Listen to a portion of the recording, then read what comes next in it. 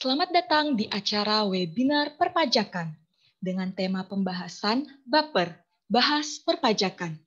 Sebelum kita memulai acara, baiknya kita memperhatikan tata tertib sebagai berikut.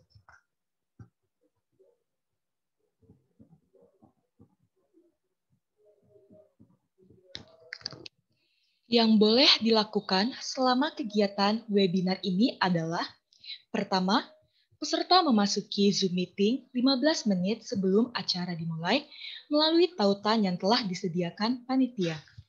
Kedua, mengikuti seluruh acara sesuai dengan arahan MC. Ketiga, mencatat poin-poin penting yang disampaikan oleh narasumber. Keempat, peserta diharapkan menggunakan format nama dengan peserta_nama. Kelima, peserta dihimbau menghidupkan kamera dan memakai virtual background yang telah disediakan oleh panitia. Keenam, peserta wajib berpakaian rapi dan sopan. Ketujuh, peserta dimohon untuk menonaktifkan mikrofon selama acara berlangsung, kecuali saat sesi tanya-jawab dan dipersilahkan oleh panitia. Kedelapan, peserta diharapkan menggunakan bahasa yang santun ketika bertanya atau memberikan pendapat. Adapun yang tidak diperbolehkan ketika acara berlangsung adalah: pertama, peserta dilarang membagikan tautan atau jargonan tanpa izin dari admin grup WhatsApp. Kedua, peserta dilarang melakukan spam chat di chat Zoom meeting ataupun grup WhatsApp. Ketiga, peserta dilarang membuat keributan atau memicu provokasi yang dapat menghambat berjalannya acara. Dan yang keempat, peserta dilarang menggunakan bahasa kasar dan mengandung unsur sara. Baik, terima kasih atas perhatiannya. Dalam waktu 3 menit ke depan, acara akan segera dimulai. Mohon perhatiannya dan selamat mengikuti acara. Waktu dan tempat dipersilahkan kepada MC.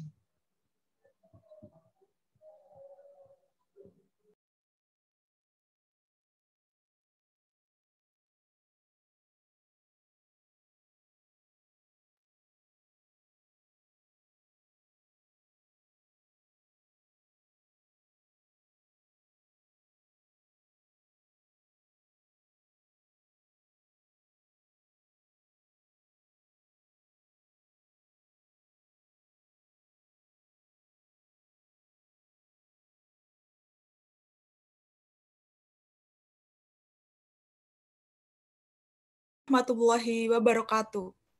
Selamat pagi dan salam sejahtera bagi kita semua.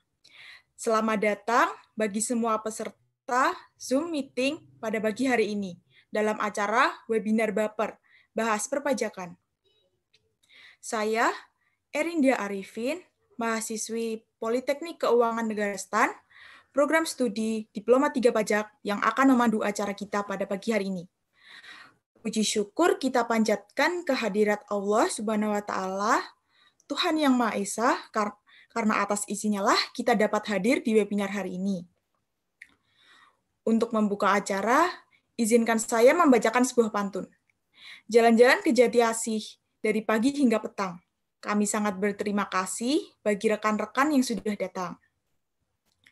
Nah, sebelum kita memulai acara selanjutnya, marilah kita berdoa bersama-sama menurut kepercayaan masing-masing agar acara kita pada pagi hari ini berjalan dengan lancar dan kita dapat menyerap ilmu yang akan diberikan oleh narasumber. Berdoa menurut kepercayaan masing-masing dipersilahkan.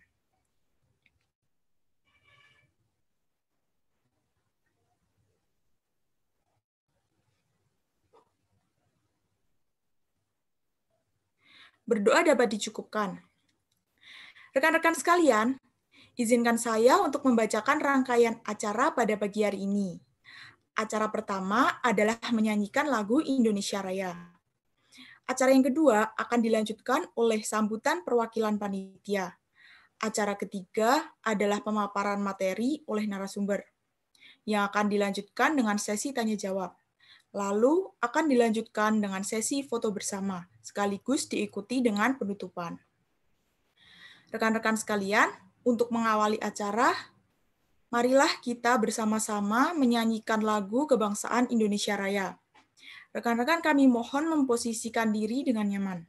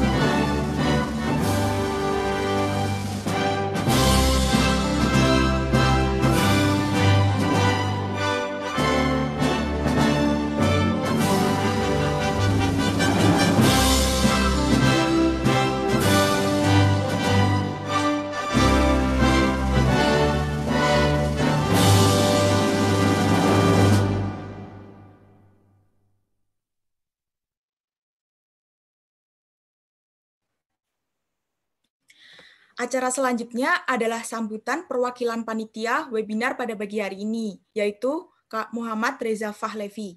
Kepada Kak Reza, kami persilahkan.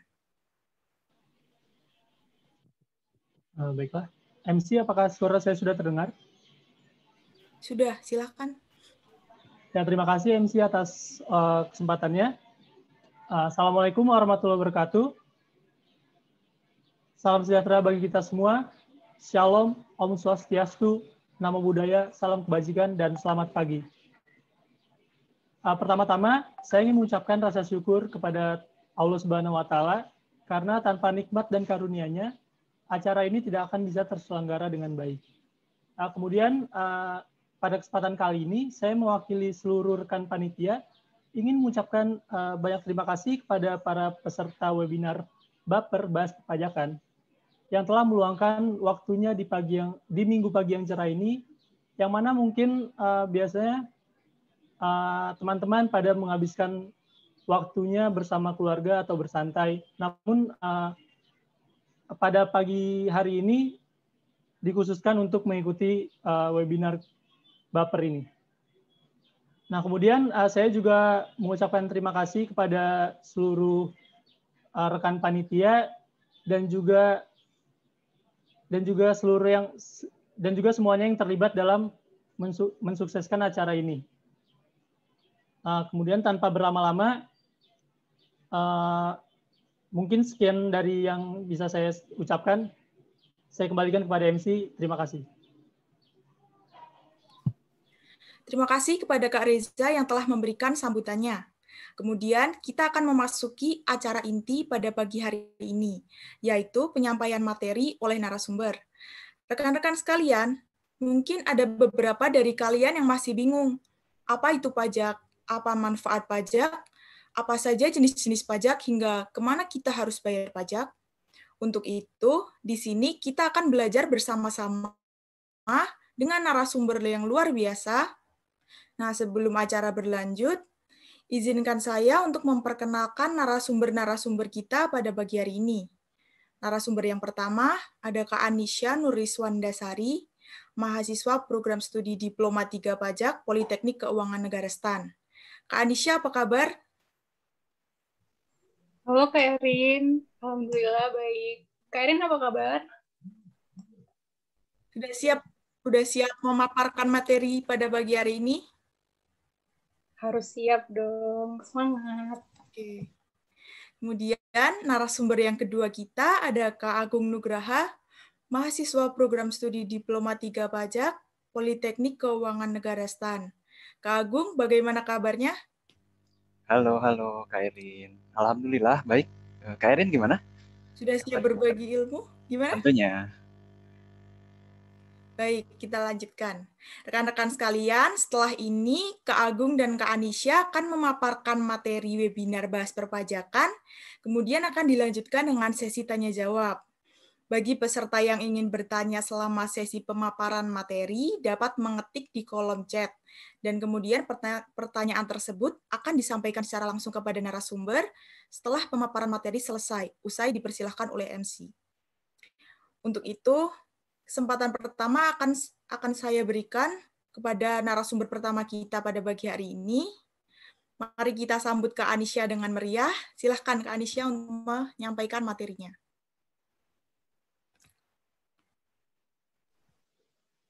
Baik, Kak Erin, terima kasih. Saya ambil alih. Assalamualaikum warahmatullahi wabarakatuh semuanya. Selamat pagi. Apa kabar nih kalian? Semoga selalu dalam kondisi sehat ya, di tengah kondisi sekarang yang emang kita nggak tahu sampai kapan bakal berakhir gitu kan, karena ada wabah COVID. Jadi kita doakan saja semoga bisa cepat pulih dan kita semua bisa menjalani aktivitas dengan normal kembali. Dari yang aku lihat nih, kayaknya pagi hari ini udah pada ceria semua ya, berarti udah pasti siap dong dapat ilmu baru ya gak? Sebentar, oh ya, izin share screen MC.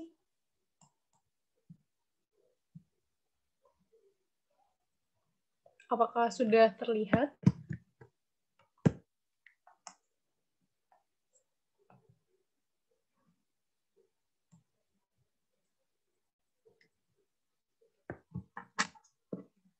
Cek, apakah screen-nya udah terlihat? Baik, sudah Kak Anissa. Oke, terima kasih. Jadi sebelum mulai, di sini aku pengen cerita sedikit nih.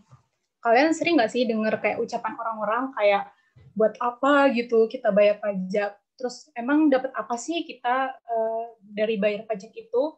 Terus hasilnya juga mana gitu kan? Aku yakin dari kita semuanya udah pasti sering dengar kalimat kayak gitu. Atau mungkin bahkan kita sendiri yang bilang kalimat tersebut gitu kan, baik secara sengaja maupun tidak. Nah, di sini aku bakal bagi-bagi informasi sama kalian tentang suatu hal yang memang masih menjadi permasalahan di tengah masyarakat kita, yaitu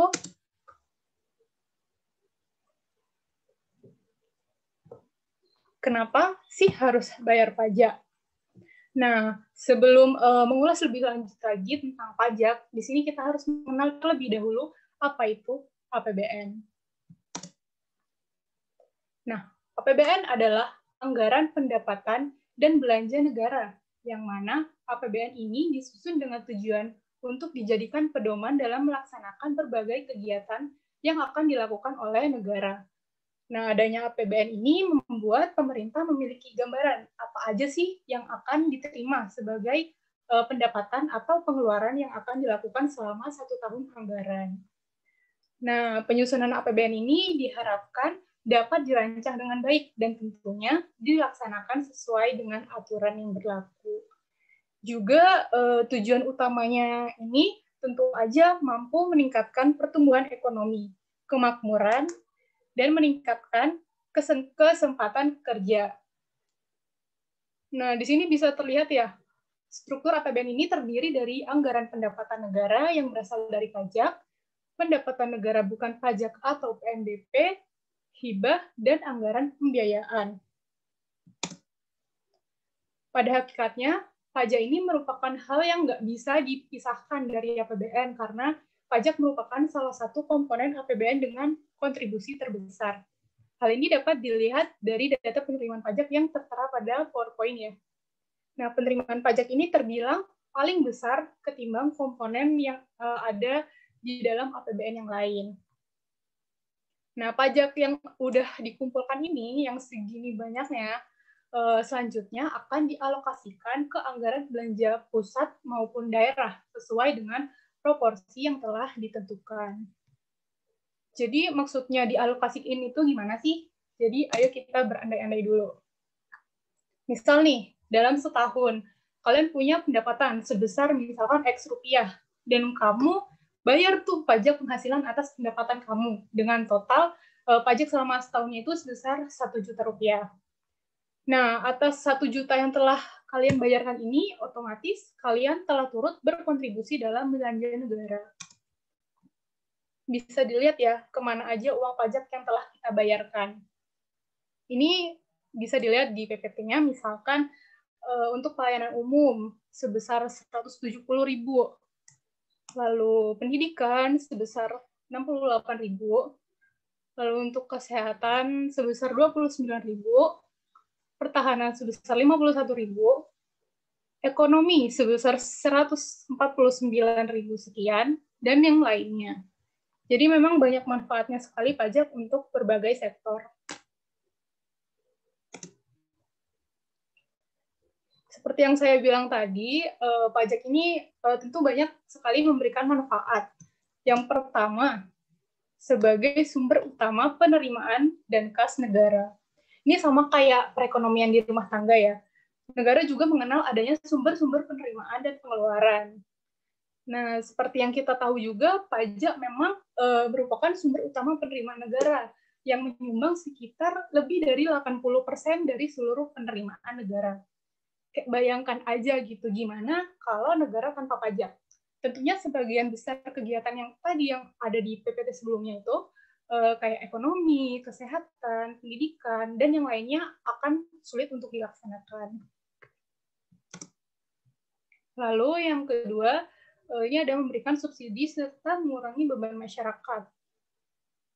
Penggunaan pajak ini ditujukan untuk menyediakan fasilitas publik dan memberikan subsidi di berbagai sektor, mulai dari belanja pegawai sampai pembiayaan berbagai proyek pembangunan.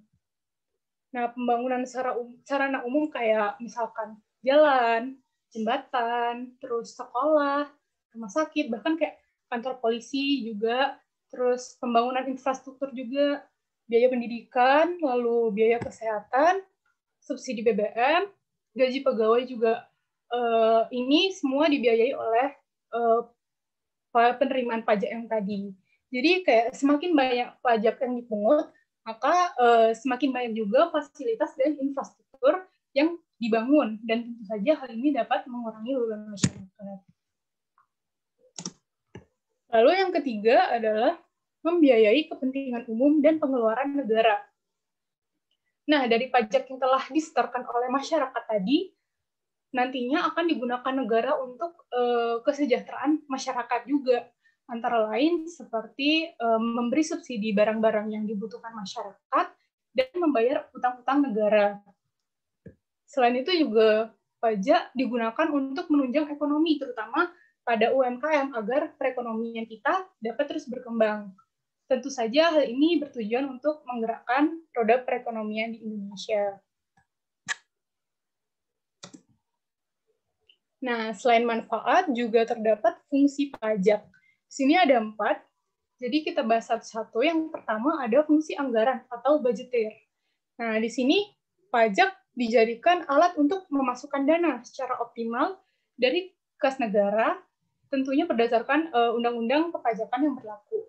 Sehingga pajak di sini berfungsi untuk membiayai seluruh pengeluaran yang berkaitan dengan proses pemerintahan. Seperti yang udah dijelaskan tadi ya, pajak ini kan digunakan untuk pembiayaan rutin seperti belanja pegawai, belanja barang, dan lainnya. Nah, sedangkan untuk pembiayaan pembangunan, uang tersebut itu akan dikeluarkan dari tabungan pemerintah, yaitu dari penerimaan dalam negeri dikurangi dengan pengeluaran rutin. Nah, tabungan itu tiap tahun selalu berubah sesuai dengan kebutuhan pembiayaan pembangunan yang memang semakin meningkat biasanya. Lalu yang kedua, fungsi mengatur atau reguleran, yaitu di sini pajak digunakan oleh pemerintah sebagai alat untuk mencapai tujuan tertentu dan pelengkap dari fungsi anggaran yang pertama. Hal ini pemerintah dapat mengatur pertumbuhan ekonomi melalui kebijakan-kebijakan yang pemerintah keluarkan mengenai perpajakan. Contoh aja misalkan dalam rangka penanaman modal, baik dalam negeri maupun luar negeri, akan diberikan berbagai macam fasilitas berupa biasanya keringanan pajak. Terus contoh lain juga pemerintah membuat kebijakan bea masuk yang tinggi untuk produk luar negeri dalam rangka melindungi produsen dalam negeri. Seperti itu. Lalu yang ketiga ada fungsi stabilitas, yaitu pajak membuat pemerintah memiliki dana untuk menjalankan kebijakannya yang berhubungan dengan stabilitas harga, sehingga inflasi itu dapat dikendalikan. Nah, hal ini dapat dilakukan dengan cara mengatur peredaran uang di masyarakat, lalu bisa dilakukan juga dengan pemungutan pajak dan penggunaan pajak yang efisien dan efektif. Dan yang terakhir ada fungsi retribusi pendapatan. Nah, dalam fungsi ini, pajak ini digunakan untuk membiayai semua kepentingan umum, termasuk membiayai pembangunan, sehingga dapat membuka kesempatan kerja yang tentu aja dapat meningkatkan pendapatan masyarakat. Nah, selanjutnya kita masuk ke dasar hukum pajak. Nah, pajak ini nggak sembarangan mungut ya teman-teman, tapi segala sesuatu itu harus dilandasi oleh hukum. Nah, perpajakan Indonesia ini diatur melalui pasal 23 Undang-Undang tahun 1945 yang menyebutkan bahwa setiap pajak dan pungutan lain yang memaksa untuk keperluan negara akan diatur dengan undang-undang. Nah, agar bisa diimplementasikan dalam kehidupan bernegara, maka selanjutnya ditindaklanjuti dari bunyi pasal 23A tersebut dengan diterbitkannya undang-undang yang mengatur tentang tata cara penyelenggaraan perpajakan. Di sini setidaknya ada 6 undang-undang yang bisa dijadikan landasan hukum dari pemungutan pajak di Indonesia. Yaitu yang pertama ada Undang-Undang Nomor 28 Tahun 2007 tentang Ketentuan Umum dan Tata Cara Perpajakan, lalu Undang-Undang Nomor 36 Tahun 2008 tentang Pajak Penghasilan. Selanjutnya ada Undang-Undang Nomor 42 tentang Pajak Pertambahan Nilai, Undang-Undang Nomor 28 Tahun 2009 tentang Pajak Bumi dan Bangunan, Undang-Undang Nomor 19 Tahun 2000 tentang Penagihan Pajak dan Surat Paksa, dan yang terakhir ada Undang-Undang Nomor 14 Tahun 2002 tentang Pengadilan Pajak. Jadi selama ini yang kita omongin pajak tuh cuma sekedar iuran yang kita bayarkan ke negara gitu kan. Tapi gimana sih pengertian pajak yang sebenarnya? Nah, pengertian pajak ini ada di Undang-Undang Nomor 28 Tahun 2007 tentang Ketentuan Umum Perpajakan. Jadi sini saya bacakan, pajak adalah kontribusi wajib kepada negara yang terutang oleh orang pribadi atau badan yang bersifat memaksa berdasarkan undang-undang dengan tidak mendapatkan imbalan secara langsung dan digunakan untuk keperluan negara bagi sebesar-besarnya kemakmuran rakyat. Nah, atas pengertian tersebut, di sini bisa kita identifikasi ciri-ciri pajak itu seperti apa. Nah, yang pertama, pajak merupakan kontribusi wajib yang berlaku bagi setiap warga negara yang bersifat memaksa. Lalu, warga negara tidak akan mendapatkan imbalan langsung dari adanya pajak ini. Kan kadang orang-orang tuh mikir ya kayak, apa sih kita dapat apa dari pajak? Nah, sebenarnya mereka itu kayak kita secara tidak sadar, kita juga dapat manfaat gitu dari pajak. Cuma nggak secara langsung, oh ini duitnya aku, ini hasil dari pajak aku kasihkan ke masyarakat gitu. Enggak, gitu. Jadi dari misalkan kayak kita jalan-jalan tuh, kan kita pakai jalan umumnya itu kan dibiayai oleh pendapatan pajak. Jadi secara tidak langsung kita mendapatkan manfaat dari adanya pajak itu. Terus selanjutnya, oh ya ini seperti yang dikatakan tadi, pajak tentunya telah diatur dalam Undang-Undang Negara Republik Indonesia. Lanjut, pajak dipungut oleh negara, baik pemerintah baik pemerintah pusat ya maupun pemerintah daerah. Next, pajak diperuntukkan bagi pengeluaran-pengeluaran pemerintah, yang mana jika terdapat surplus, atas surplus tersebut akan digunakan untuk membiayai public investment. Dan yang terakhir, pajak mempunyai tujuan utama untuk anggaran dan mengatur atas adanya pajak tadi itu. Fungsi budgeter sama reguleran. Nah, setelah mendengar penjelasan tadi, tentunya kita semua udah tahu ya kayak betapa pentingnya pajak gitu yang kita bayarkan ke negara. Maka dari itu, kita sebagai milenial udah seharusnya gitu meningkatkan kesadaran kita akan perpajakan. Baik, mungkin cukup sekian penjelasan dari aku. Semoga apa yang telah kita bicarakan tadi bisa menjadi manfaat untuk meningkatkan kesadaran akan perpajakan kita. Karena kalau bukan kita nih, siapa lagi gitu kan yang bantu negara. Jadi, yuk kita tingkatkan kesadaran perpajakan kita. Jadi cukup sekian. Saya ucapkan terima kasih atas partisipasinya karena langkah kecil yang kalian lakukan dengan cara mengikuti webinar ini sangat bermanfaat sekali bagi masyarakat dan negara. Saya Anisha, selamat pagi. Wassalamualaikum warahmatullahi wabarakatuh. Saya kembalikan selanjutnya kepada MC. Terima kasih kepada Kak Anisha atas pemaparan materinya. Dari pemaparan Kak Anisha mengenai kenapa sih kita harus bayar pajak, kita jadi semakin paham mengenai manfaat-manfaat pajak, fungsi-fungsi pajak, dasar hukum perpajakan, hingga ciri-ciri pajak. Sekali lagi, mari kita beri aplaus kepada Kak Anisha. Kemudian sebelum berlanjut ke narasumber berikutnya, saya ingatkan sekali lagi bagi yang ingin bertanya selama sesi pemaparan materi dapat mengetik di kolom chat. Lanjut, mari kita berlanjut ke narasumber kedua kita, Kak Agung Nugraha, yang sepertinya dari tadi sudah sangat siap. Silakan Kak Agung untuk menyampaikan materinya. Halo, tes. Suaraku udah kedengeran ya?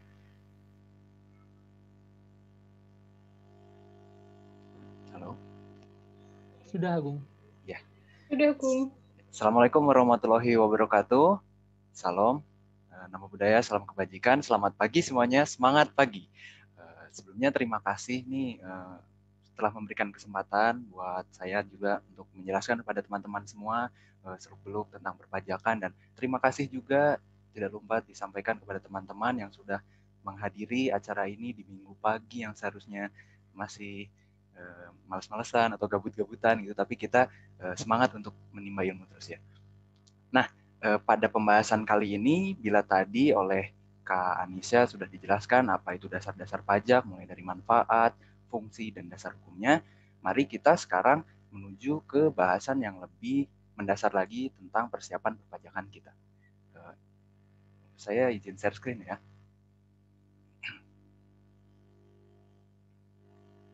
Baik, apakah share screen-nya udah dapat terlihat, teman-teman, rekan-rekan sekalian? Sudah terlihat. Ya, terima kasih. Baik, bahasan yang kita akan angkat adalah memulai pajak. Memulai pajak di sini berarti bagaimana kita first step untuk menjadi seorang yang taat terhadap perpajakan. Apa aja sih dasar-dasar yang harus kita kuasai? Apa aja dasar-dasar yang harus kita ketahui sebelum kita menuju ke dunia perpajakan?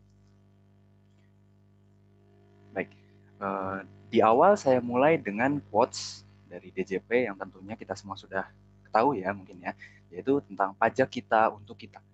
Pajak kita untuk kita membawa kita untuk menyamakan persepsi bahwa pajak dibebankan kepada kita sebenarnya bukan untuk membebani apa yang kita miliki, tetapi sebagai bentuk dari gotong royong untuk sama-sama membangun bangsa ke arah yang lebih baik.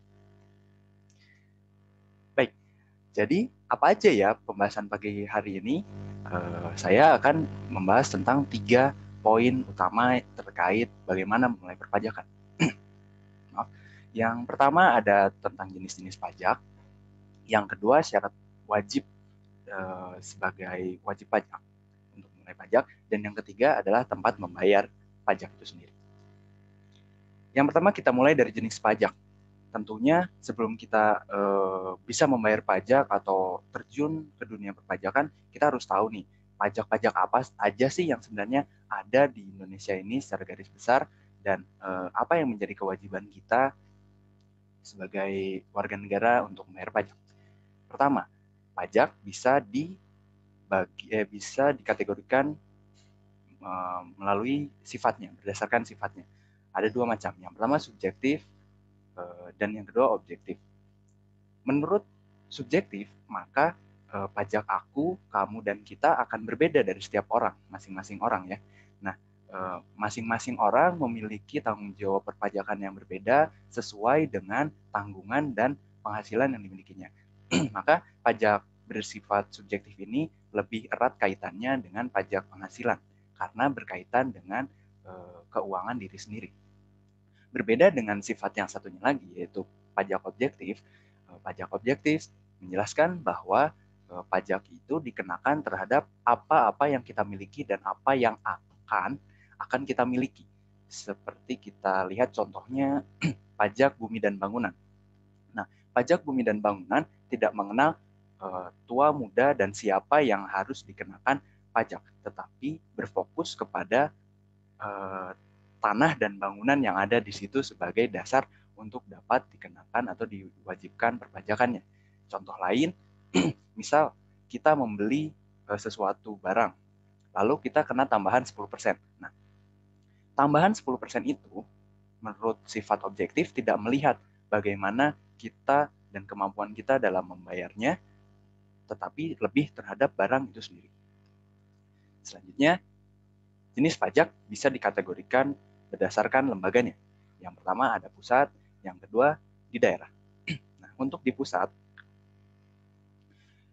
itu menjadi tanggung jawab Kementerian Keuangan dalam hal penyelenggaraannya yaitu DJP untuk menjalankan kewajiban perpajakan. Nah, di pusat, pajak-pajak yang akan dibayarkan itu akan masuk menjadi penambah di dalam APBN dan langsung difungsikan di dalam negara. Berbeda dengan dengan berdasarkan lembaga dari daerah, yaitu diserahkan kepada Pemda masing-masing, baik di provinsi maupun di kabupaten atau kota. Jadi kalau pajak di daerah itu nggak bisa langsung masuk APBN ya, tapi bakalan dialihfungsikan dan difungsikan oleh masing-masing daerah sesuai dengan APBD-nya. Nah, berlanjut kita lihat apa aja sih pajak pusat dan rincian pajak pusatnya. Pajak pusat itu secara garis besar bisa dibagi menjadi 5. Yang pertama pajak penghasilan, yaitu pajak yang melihat penghasilan kita tentunya ya. Nah, pajak penghasilan ini sebenarnya secure-nya lebih luas gitu ya, tidak cuma terhadap penghasilan, tapi apa-apa saja yang bisa kita terima, tetapi bukan dari sifat konsumtif. Berbeda dengan halnya pada PPN. Kalau PPN kita juga kenal dengan pajak pertambahan nilai 10%, 10% ya gampangnya, pajak 10% gitu, pajak 10%. Nah, itu PPN. PPN di sini lebih bersifat konsumtif. Sama dengan halnya pajak pada PPNBM. Pajak PPNBM sama juga seperti pajak PPN 10%. Namun, dibedakan di sini adalah PPNBM berfokus kepada barang-barang mewah nih. Jadi, teman-teman yang beli barang bagus gitu ya, terus barang mewah, itu bakalan ditambahi selain kena PPN, nanti akan kena PPNBM lagi. Kenapa sih harus dipajaki seperti itu? Karena pada dasarnya pemajakan ini agar orang lain dapat merasakan apa yang bisa kita rasakan dari konsumsi kita pribadi. Kemudian ada PBB P3. PBB P3 di sini tidak mencakup semua PBB seperti tanah dan bangunan, perkotaan, pedesaan gitu tidak. Tapi kalau yang diurus di pusat hanya terkait perhutanan, perkebunan, dan pertambangan. Jadi PBB-nya masih di pusat. Walaupun juga bersinergi dengan daerah ya. Yang terakhir, mungkin juga ini yang sudah sering kita gunakan yaitu Bea Materai.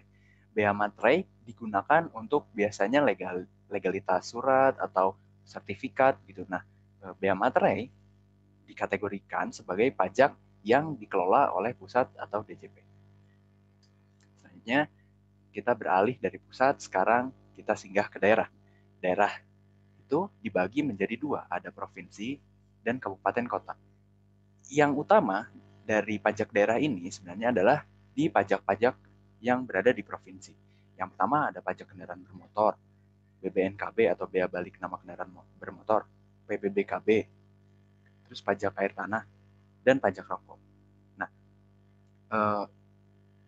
jenis-jenis pajak di provinsi ini wajib dilaksanakan oleh masing-masing daerah di Indonesia tanpa terkecuali. Berbeda dengan pajak-pajak daerah yang ada di kabupaten kota seperti pajak hotel, pajak restoran, pajak hiburan, dan lain-lain, itu sebenarnya tergantung dengan bagaimana potensi atas pembawaan kabupaten atau kota itu sendiri. Jadi ada beberapa daerah yang bahkan memiliki pajak seperti namanya pajak sarang burung walet. Kan itu kan unik ya, dan hanya ada di beberapa daerah saja. Jadi seperti itu untuk pajak daerah, kabupaten dan kota mengikuti potensi di daerahnya itu sendiri. Mari kita berlanjut. Kalau tadi mengenai jenis-jenis pajak, sekarang mari kita lihat apa sih syarat wajib bagi saya, bagi kita semua untuk dapat mulai menjadi manusia yang taat pajak. Tetapi di sini saya mau bilang bahwa ini melalui perspektif pajak penghasilan atau berdasarkan aturan yang ada di pajak penghasilan. Sebenarnya kita harus tahu syarat subjektif dulu. Seperti halnya tadi jenis pajak, kita juga harus mengetahui syarat subjektif dari diri kita sendiri. Yaitu apa saja yang ada di diri kita sendiri, apakah sudah memenuhi peraturan. Mari kita lihat apa saja. Dimulainya kewajiban pajak subjektif itu ada 4 poin utama. Yang pertama itu untuk orang pribadi dalam negeri, untuk badan dalam negeri, kemudian badan luar negeri, dan warisan. Nah, untuk orang pribadi dalam negeri, yaitu saat dilahirkan nih. Jadi, begitu kita lahir, gitu kita oek-oek gitu, ternyata sudah wajib untuk menjadi subjek pajak. Gitu. Tetapi belum untuk dipajaki, karena masih pajak subjektif saja. Dan atau berada di Indonesia untuk waktu yang lama, dan hanya berniat saja sudah menjadi pajak subjektif. Berniat untuk tinggal di Indonesia. Untuk badan dalam negeri saat didirikan atau bertempat kedudukan di Indonesia, luar negeri saat juga didirikan tapi melalui bentuk usaha tetap, dan warisan. Nah, urusan warisan ini sebenarnya rada sensitif, tapi warisan ini dikenai pajak saat timbulnya warisan sebelum dibagikan kepada para ahli waris.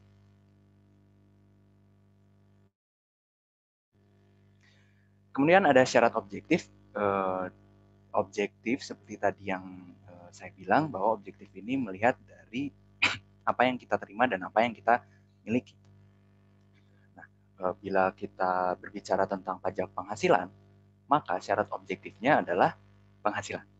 Penghasilan di dalam Undang-Undang Pajak Penghasilan itu sendiri, yaitu UU PPH nomor 36 tahun 2008, berkata bahwa yang dianggap penghasilan yaitu apa-apa yang dimaksud sebagai tambahan kemampuan ekonomis yang diterima atau diperoleh kita sebagai wajib pajak atau subjek pajak, baik dari Indonesia maupun dari luar Indonesia, yang dipakai untuk konsumsi ataupun dapat menambah kekayaan kita.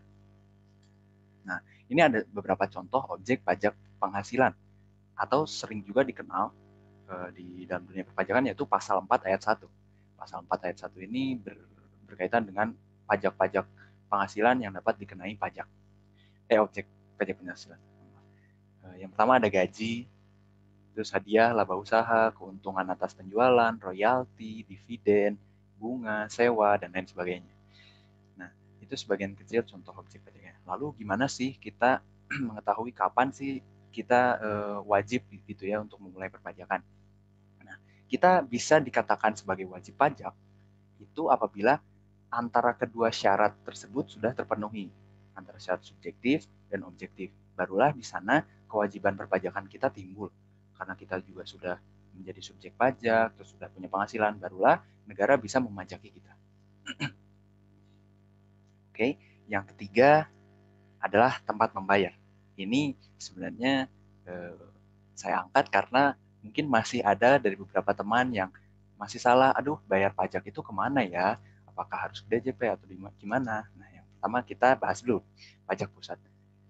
ternyata bayar pajak pusat itu, pajak penghasilan, pajak pertambahan nilai, bukan ke DJP ya teman-teman ya, jangan salah ya. Jadi pembayarannya bisa dilakukan lewat Pos Indonesia yang pertama, atau ATM pun sekarang sudah bisa. Ada ATM, ada bank, tapi bank-bank tertentu yang ditunjuk oleh DJP. Biasanya bank-bank negeri sih yang sudah mulai bisa menerapkan pajak. Nah, selain dari kedua tempat ini, ada juga satu lagi yang sekarang lagi marak-maraknya, yaitu pembayaran pajak secara online.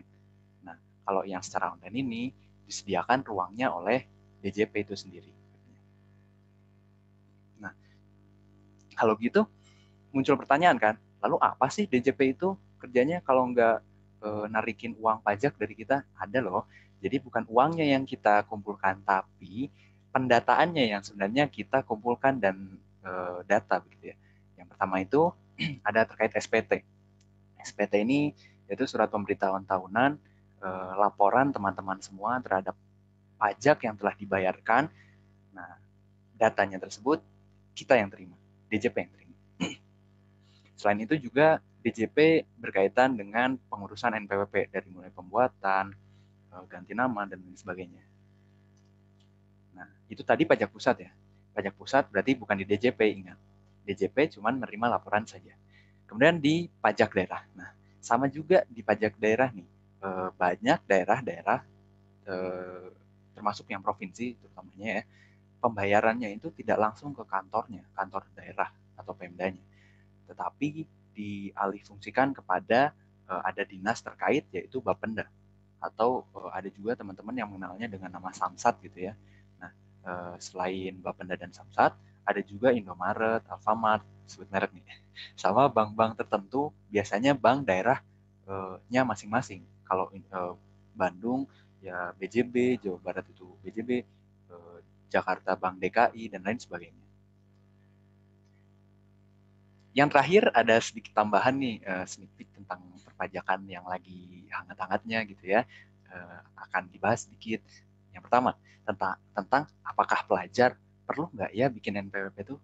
Kan kita kalau dari penjelasan tadi kayaknya baru syarat subjektif aja yang memenuhi kan sebagai warga negara Indonesia. Nah, ternyata bisa banget loh, bisa banget, dan banyak banget benefitnya buat kita sendiri sebagai generasi muda yang akan taat pajak di kemudian hari. Yang pertama itu, melalui kita membuat NPWP, kita bisa belajar prosedur perpajakan dan siap untuk mempraktikkan perpajakan di dunia nyata ke depannya.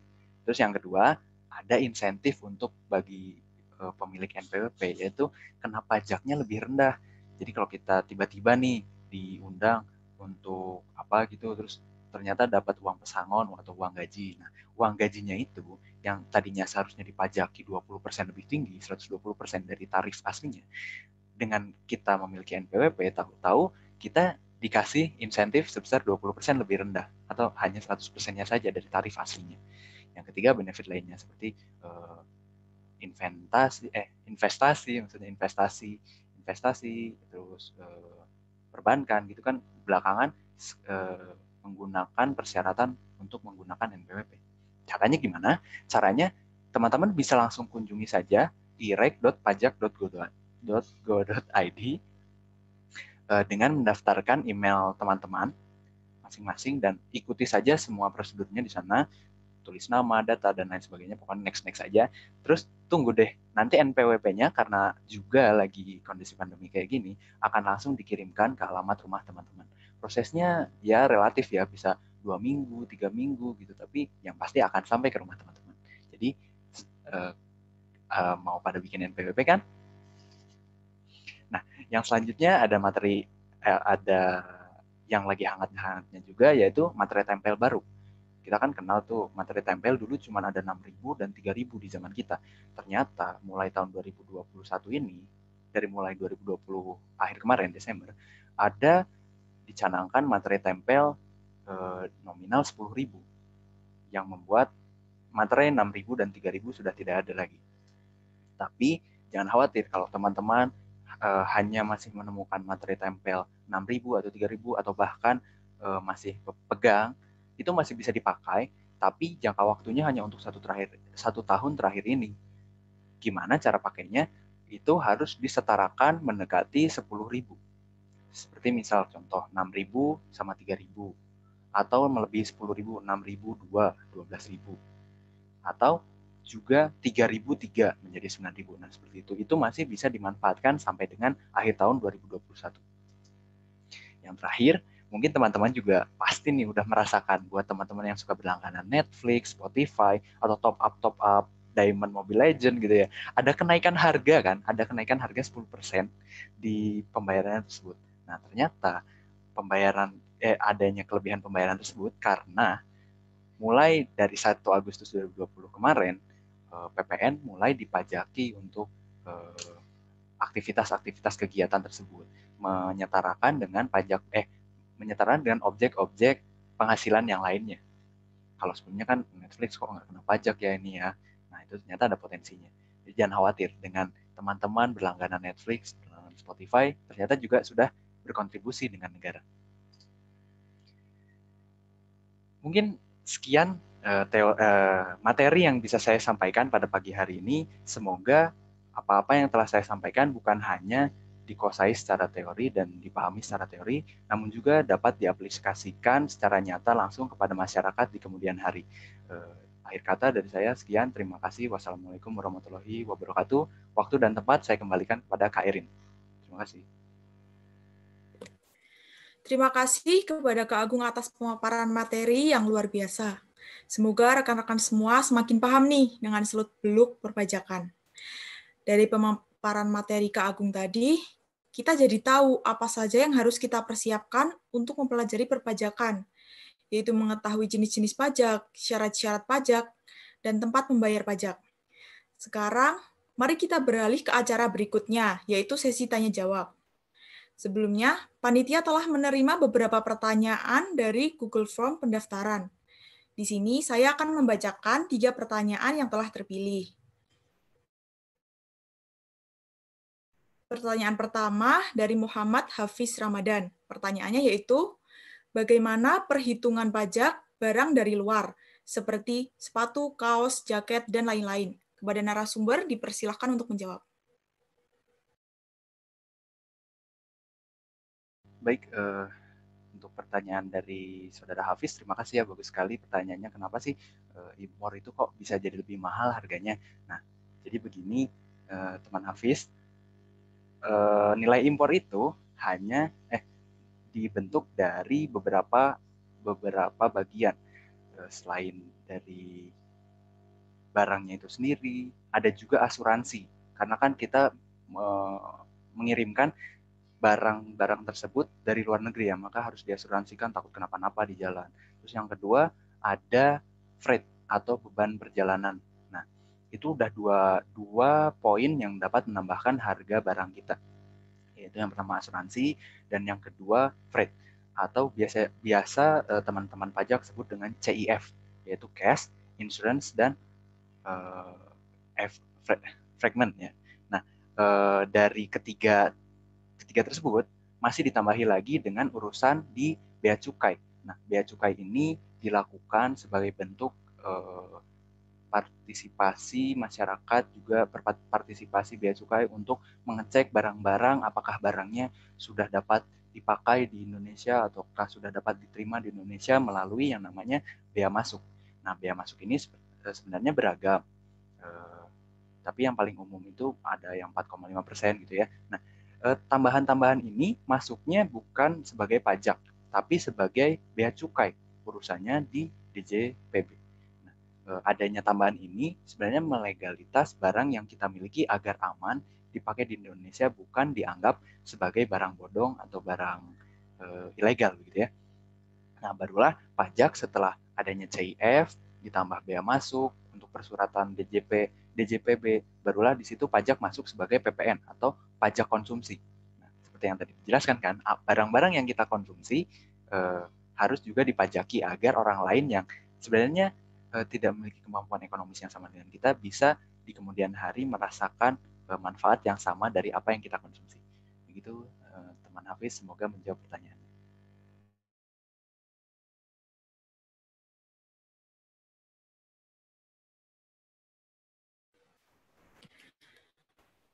Baik, untuk pertanyaan berikutnya dari Nabilah Mardiani dan Eva Sofaria, yang kebetulan pertanyaannya sama, biaya materai 10.000 di tahun 2021. Kepada narasumber, dipersilakan untuk... Izin ya, aku lagi. Nanti Anisha tambahin ya. Kalau ada yang kurang. Wait. Nyantek dulu catatan dikit.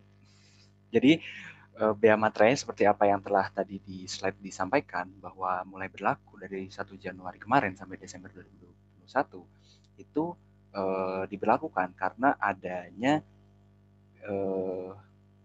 kemudahan atau memberikan kemudahan kepada teman-teman dalam legalitas dokumen dan penggunaan materai itu sendiri. Kan antara penggunaan materai 3.000 dan 6.000 itu sebenarnya beda ya, manfaat dan fungsinya. Masing-masing memiliki tujuan yang berbeda. Nah, dengan adanya materai 10.000 ini, nantinya tidak ada lagi diskriminasi tujuan dan aturan terkait materai 3.000 untuk digunakan apa, 6.000 untuk digunakan apa, maka itu akan menjadi setara. Yang kedua, adanya keberpihakan kepada masyarakat luas dan pelaku UMKM. Dengan tarif materai yang disetarakan, maka persebaran pajak dari bea materai akan lebih besar tentunya kan. Dan yang kecipratan pasti bagian dari UMKM sebagai penerima dari bagian insentif bea materai dari berlakunya 10.000 ini. Yang ketiga adalah karena adanya kesederhanaan dan efektivitas yang dikejar. Untuk memudahkan, kan tadi di awal sudah disampaikan bahwa untuk memudahkan untuk masyarakat dalam menggunakan materai, dan untuk petugas pajak juga untuk tidak kebingungan dalam menghitungnya. Jadi diselenggarakanlah materai 10.000 ini. Semoga menjawab.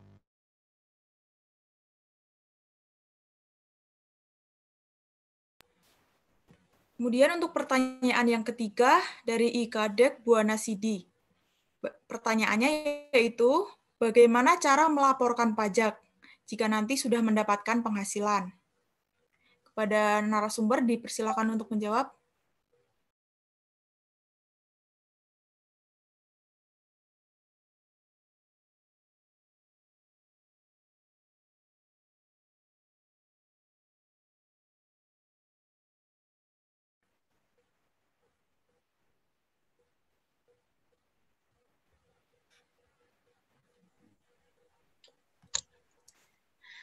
Baik, terima kasih.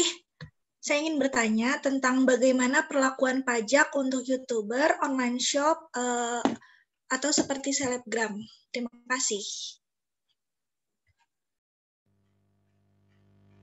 Langsung saya jawab, MC. Bagaimana?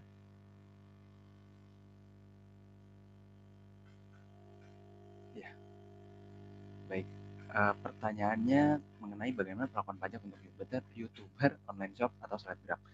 Nah, sebenarnya ini masih menjadi hal yang baru memang ya di dunia perpajakan, dan peraturannya pun masih ditarik ulur. Mungkin teman-teman ada yang tahu di tahun 2019 online shop mulai mau dipajaki, tapi ternyata belum dapat berjalan efektif dan ditarik lagi. Maka untuk penghasilan-penghasilan online ini yang kita dapatkan dari, bisa dibilang AdSense, dan kalau dari online shop itu penjualan transaksi elektronik gitu ya, ada dua macam. Kalau yang untuk YouTuber ini secara AdSense berarti ya, kita itu bisa dikategorikan sebagai bukan pegawai di YouTube itu sendiri, karena kita mengupload sebuah konten ke dalam YouTube. Bisa juga kita diberikan anggapan sebagai melalui norma penghitungan khusus NPPN. Nah, untuk YouTuber ini yang sudah berjalan, sebenarnya yang sudah efektif berjalan, itu dengan menerapkan penghasilan yang diterima sebagai penghasilan lain-lain di dalam pajak penghasilan. Jadi skema perhitungannya seperti biasa, menghitung menggunakan pajak penghasilan pasal 17 yang 5%, 15%, 25% dimasukkan sebagai kategori pajak lainnya. Nah, sama halnya dengan online shop dan selebgram, karena sebenarnya peraturannya belum belum ada yang secara efektif berjalan, yang ada pun masih dikaji lagi, ditarik ulur lagi, maka diberikan kepada masyarakat sebagai online shopper atau selebgram dengan penghasilannya masing-masing. Berapa besar penghasilannya, itulah yang akan dipajaki dan dihitung oleh masing-masing masyarakat melalui skema yang sama seperti YouTuber, yaitu PPh pasal 17. Terima kasih. Apakah terjawab, Saudara Yulia, atau ada tanggapan? Terjawab, terima kasih. Sama-sama.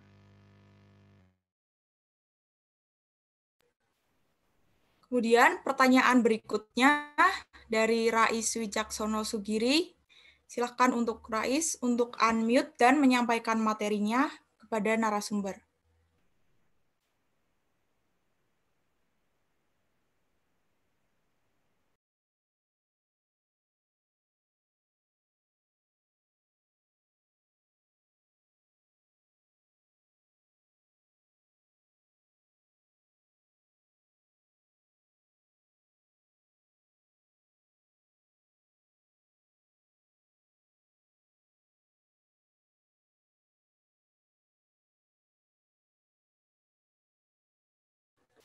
Kepada Rais, dipersilahkan untuk unmute dan menyampaikan materinya kepada narasumber.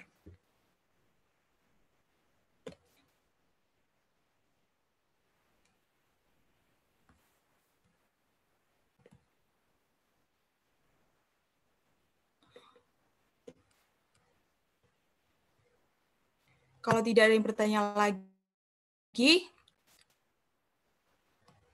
mungkin bisa dilanjutkan untuk menjawab pertanyaan yang tadi belum terjawab.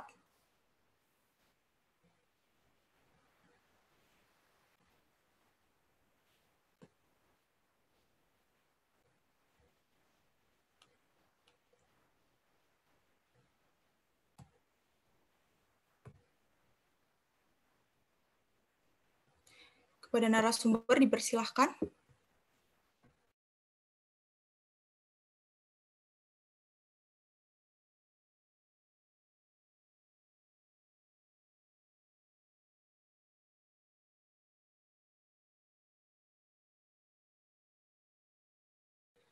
Mungkin saya ulang lagi pertanyaannya, yaitu bagaimana cara melaporkan pajak jika nanti sudah mendapatkan penghasilan? Pada narasumber dipersilahkan.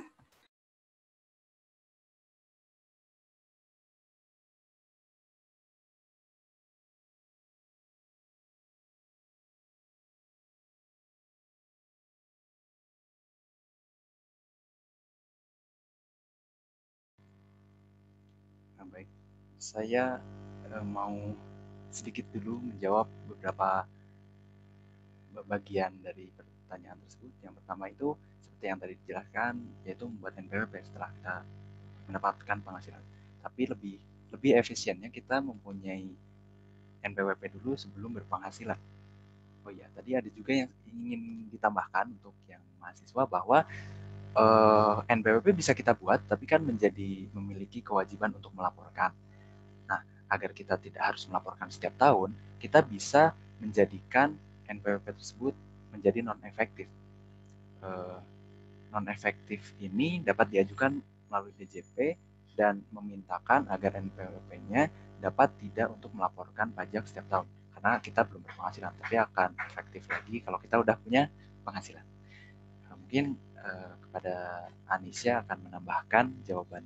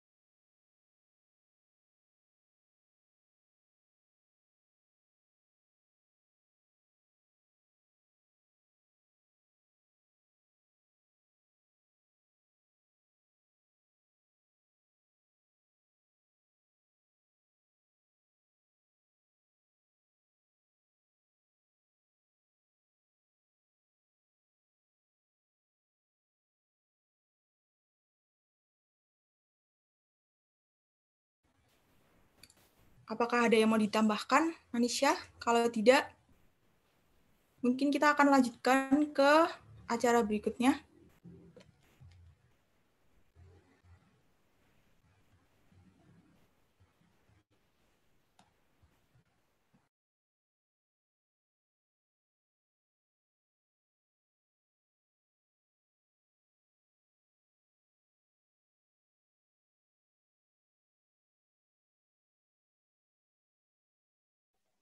Oke, cek apakah suara saya masuk.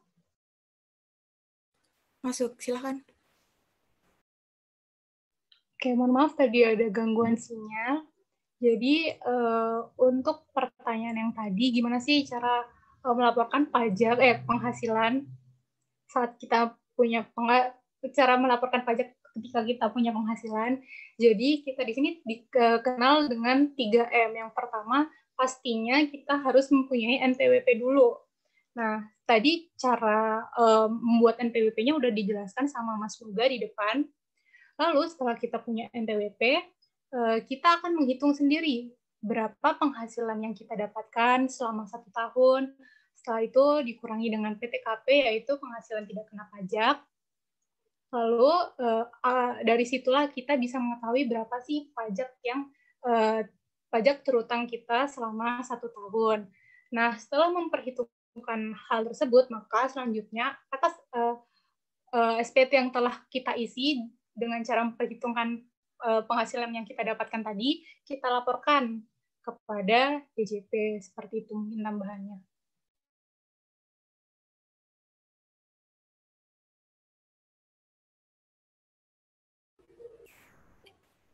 Baik, berarti pertanyaannya sudah terjawab semua.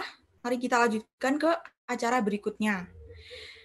Dari yang sudah narasumber sampaikan tadi, saya mencoba meringkas beberapa hal, yaitu lebih dari 80% penerimaan dalam APBN itu berasal dari pajak. Kemudian, manfaat pajak juga banyak. Selain sebagai sumber utama penerimaan negara, pajak juga digunakan untuk membiayai pengeluaran negara dan memberikan subsidi untuk masyarakat. Kemudian, fungsi pajak tidak hanya sebagai budgeter atau anggaran, tetapi juga sebagai pengatur, stabilisasi, dan redistribusi pendapatan. Pajak itu bersifat memaksa dan tidak mendapatkan imbalan secara langsung. Kemudian berdasarkan sifatnya, pajak dibagi menjadi 2, subjektif dan objektif. Sedangkan berdasarkan lembaganya, pajak dibagi menjadi pajak pusat dan daerah. Pajak pusat contohnya ada PPh, PPN, PPNBM, PBBP3, dan Bea Materai. Pajak daerah contohnya ada pajak kendaraan bermotor, pajak hotel, pajak restoran, dan lain-lain. Kemudian, munculnya kewajiban perpajakan itu dimulai sejak terpenuhinya syarat-syarat subjektif dan objektif. Kemudian, tempat untuk membayar pajak. Untuk pajak pusat, itu bisa melalui Pos Indonesia atau ATM dan bank yang ditunjuk oleh DJP. Kemudian untuk pajak daerah dapat melalui Bapenda, bank-bank tertentu, hingga Indomart atau Alfamart. Sekian rangkuman yang dapat saya sampaikan dalam webinar kali ini. Sekali lagi, saya sampaikan terima kasih kepada Kak Agung dan Kak Anisha yang sudah menyampaikan materinya dengan luar biasa pada webinar perpajakan pada pagi hari ini. Acara berikutnya adalah foto bersama yang akan dipandu oleh Kak Bayu Luhur Pambudi. Kepada Kak Bayu, dipersilahkan. Baik, sekarang kita memasuki sesi foto bersama. Bagi rekan-rekan yang belum menyalakan kamera, dapat menyalakan kameranya terlebih dahulu. Peserta dapat melakukan persiapan diri untuk foto bersamanya.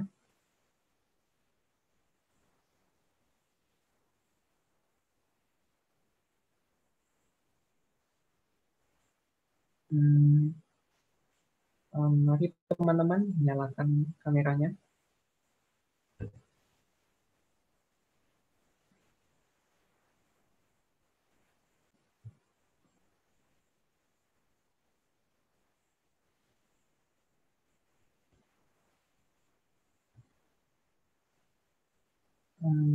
Baik, sesi foto bersamanya telah selesai.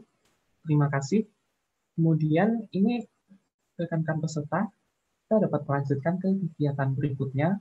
Peserta dapat mulai mengisi link absensi pada link tersedia, dan dengan link tersebut, teman-teman dapat memperoleh sertifikat dari webinar ini.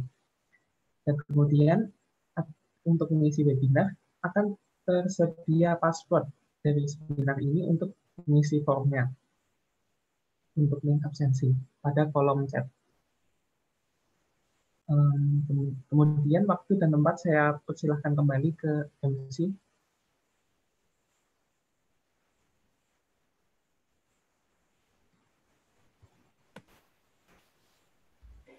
Baik, sampailah kita di penghujung acara pada webinar Bahas Perpajakan pagi hari ini.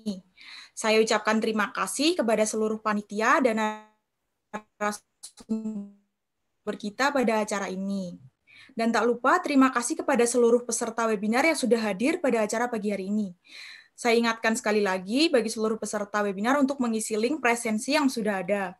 Peserta juga dimohon jangan meninggalkan grup WhatsApp terlebih dahulu sebelum sertifikat dibagikan. Kemudian, saya mewakili seluruh panitia, sekali lagi mengucapkan terima kasih kepada seluruh peserta yang sudah berkenan mengikuti acara ini sampai dengan selesai. Dan juga saya mewakili seluruh panitia meminta maaf apabila ada salah. Bergita Masya bersama Bunda, tak lupa singgah ke Gunung Merapi. Kami ucapkan sampai jumpa, terima kasih telah hadir hari ini. Akhir kata, saya Erindia Arifin, pamit undur diri. Wassalamualaikum warahmatullahi wabarakatuh.